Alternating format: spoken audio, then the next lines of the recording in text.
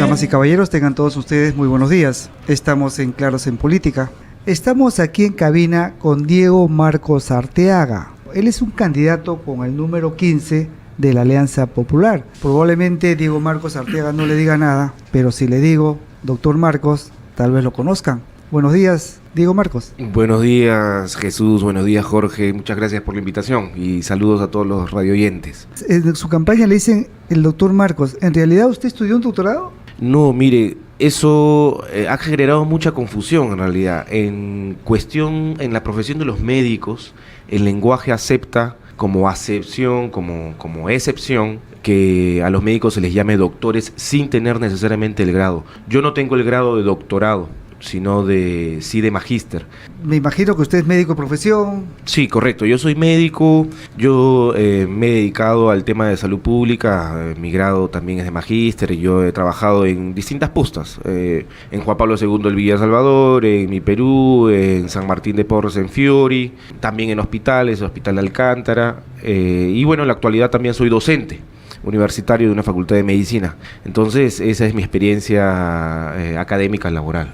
¿Y cuál es la propuesta que está llevando al Congreso? ¿Por qué su candidatura? Sí, mire, yo fui invitado por la Alianza Popular para poder llevar una voz en temas de salud. Perdón, ¿tú eres del PPC o eres de...? Yo soy invitado por el APRA. Ah, tú eres invitado al APRA. Sí. Okay. Entonces, lo que propongo es algo que es bastante común en los pacientes, que yo me involucré en ese tema, porque una cosa es estar del lado contrario, del lado del escritorio, del consultorio, y otra cosa es estar del lado del paciente. Entonces, a partir de eso salió la propuesta. Muchos pacientes, por ejemplo, en el tema de los medicamentos, les dan la receta, les dan su Captopril, por ejemplo, para la presión, y resulta que en muchos casos en las postas no hay el medicamento, y van a la farmacia y le preguntan la típica pregunta, ¿genérico o de marca? Y resulta de que cuando toma el genérico existe la percepción del paciente de que el medicamento no le hace efecto y tiene que tomar a veces 2 o 3 pastillas. Pero en cambio, cuando uno pone el dinero, que le la cuesta más cara. Claro, cuesta en el medicamento de marca, resulta que sí hace el efecto. Entonces, ningún médico ni ningún químico va a poder afirmar lo contrario a lo que les quiero decir, que el medicamento genérico no tiene o no podemos decir completamente con certeza de que es igual al de marca. ¿Por qué? Existen evaluaciones, bioequivalencia y biodisponibilidad que no se hacen en los genéricos. Entonces ahí entra mi propuesta, fiscalizar para que se cumpla la ley. Hay una ley que regula la calidad de los medicamentos, pero no se está cumpliendo porque, como muchas leyes en el Perú, no se norman, y al no normarlas, no se cumplen. No, pero para eso está la DIGEMIN. Está la DIGEMIN, sí, pero no, existe la ley del control que se llama bioequivalencia y biodisponibilidad.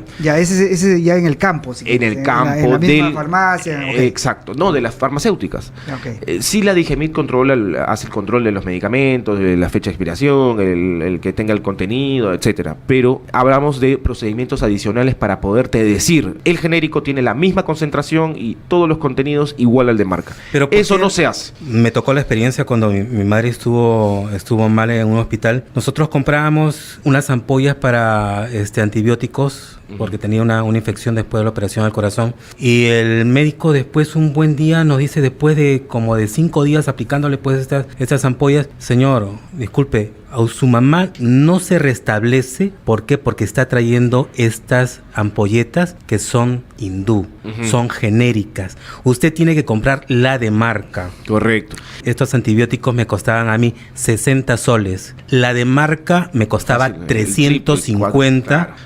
Oh, casualidad, cuando yo comencé a invertir más en estos antibióticos, mi mamá salió del cuadro de infección. Mire, señor, estimado periodista, eso es lo que justamente yo tanto hablo y discuto.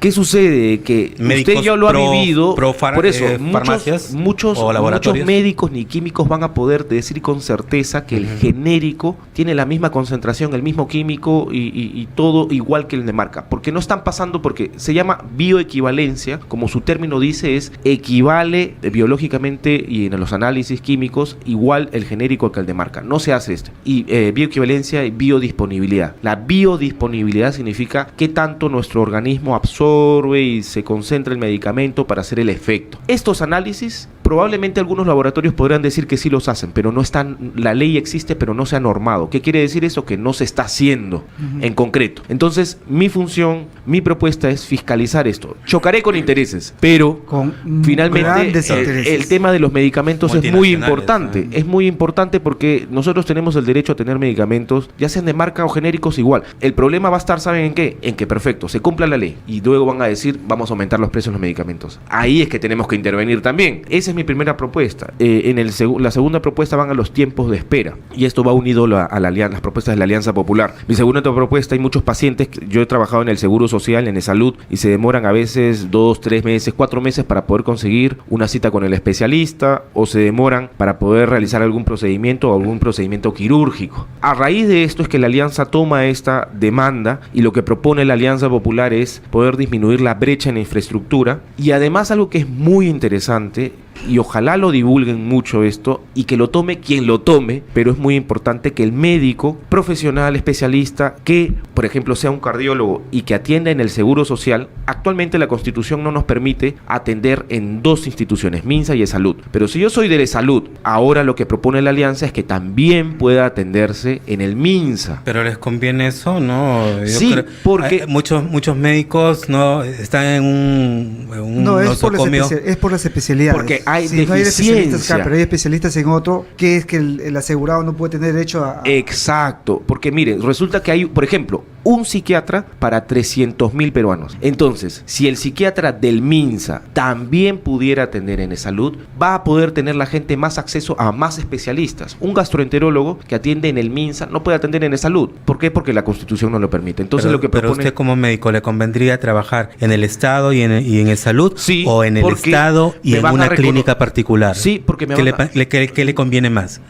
Por una cuestión personal del médico, va a depender finalmente de su vocación y también el tema salarial. Pero lo que se propone es que obviamente pues... Pero lo que se planteaba más bien era integrar los sectores de salud. Por ejemplo, si este es, como tú dices, este es de las fuerzas policiales, pero el otro es del MINSA o el otro es de Salud, pero cada uno tiene sus propios especialistas. Sus propios especialistas y sus propios, los aparatos que este no tiene y el otro sí tiene. Claro. Entonces vayan y usen el aparato de esto y después se intercambian ese problema interno, pero el asegurado o el del MINSA o el de la policía sienta que su salud está primero, no importa quién tenga el aparato, pero que le realicen y se ejecuten. Eso es lo que quiere la Alianza, eso es lo que ha propuesto y es una modificación en la Constitución. Eso es lo que está proponiendo, disminuir en la brecha de infraestructura construyendo hospitales emblemáticos y hacer esta modificación que es muy interesante, muy importante. ¿Cuántos hospitales son necesarios en nuestro país? Se supone que en este año, según el ministro de Salud, se han construido 3 hospitales, los más grandes, dice, a nivel nacional, pero ¿hace falta más hospitales, postas médicas? No, mire, lo que hace falta, el 80% de la población, inicialmente ya sea CIS, ya sea E-Salud, se atiende por postas, el 80%. Nuestro primer filtro es eso, las postas, esta es la primera línea. A partir de eso empiezan las derivaciones. ¿Qué está sucediendo en la actualidad? Muchos pacientes, por lo mismo que hay, o no hay medicamentos, o el mismo profesional no está en la posta, o no hay equipos, se va directamente al hospital, y ahí se produce el embudo, se produce el estancamiento y el malestar del paciente. El hospital, por ejemplo, te vas a Loaiza, pues, y te vas a emergencia y tienes que estar... Es un callejón oscuro. Claro, y tienes que estar tirado en el piso esperando. Y no solo en Loaiza, ¿no? En Coyique, en Cayetano. Pero la estructura, la infraestructura, ese es el gran problema. Sí. Esos hospitales tienen más de 70, 100 años, ¿no? Eso es lo que propone, por eso le decía, la brecha en la infraestructura. Y no solo hospitalaria de grandes hospitales. El INCOR, recordemos, fue hecho en el gobierno del presidente García. Hay muchos hospitales, el hospital en Ica. Entonces, acá en San Juan, también es una población de 1.200.000 habitantes y no tiene un hospital.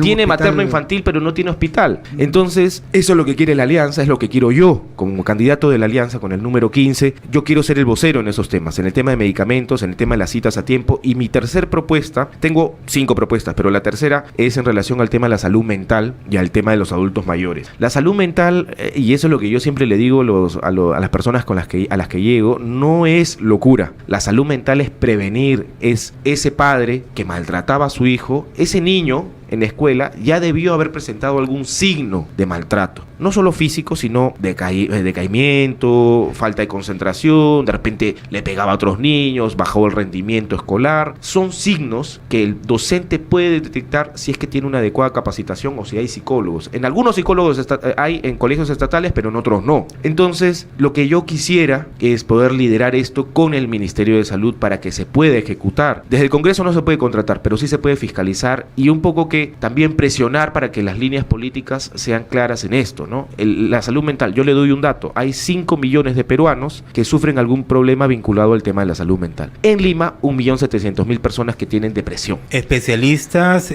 sanatorios especializados en este tipo de enfermedad? No, psicólogos en colegios, psicólogos que hayan más psicólogos. Pero eso es parte preventiva. En la parte preventiva, correcto. Que es la forma en que se tiene que hacer la salud. Ya, siempre, pero los que estamos mal ya, bueno, ¿dónde vamos? Los que están mal, entonces también pueden ir a... Por eso yo le di la cifra de un psiquiatra por 300.000 habitantes, ¿no? Entonces, los que ya están mal, bueno, hay que fortalecer los hospitales. El Hospital Largo Herrera, por ejemplo, hay una propuesta aparentemente que quieren venderlo. Entonces, en particular, yo estoy en contra totalmente de eso porque es un hospital muy grande, muy bonito que debe rescatarse todavía en infraestructura y en los profesionales son muy buenos. Me tocó a mí hacer como estudiante prácticas ahí y es importante porque da asistencia a mucha población.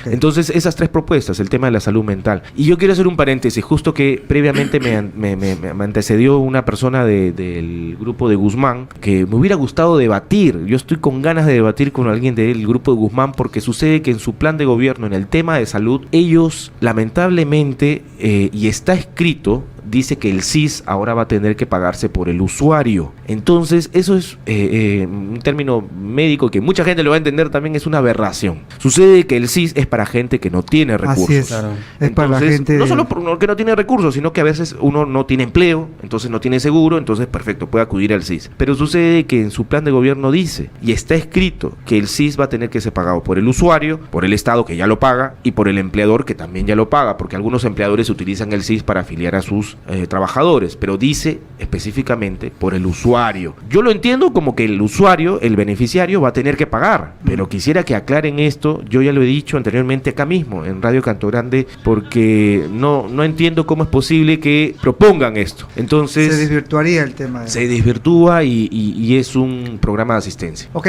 bien, hemos estado con Diego Marcos, el popular doctor Marcos, que va con el número 15 de la Alianza Popular.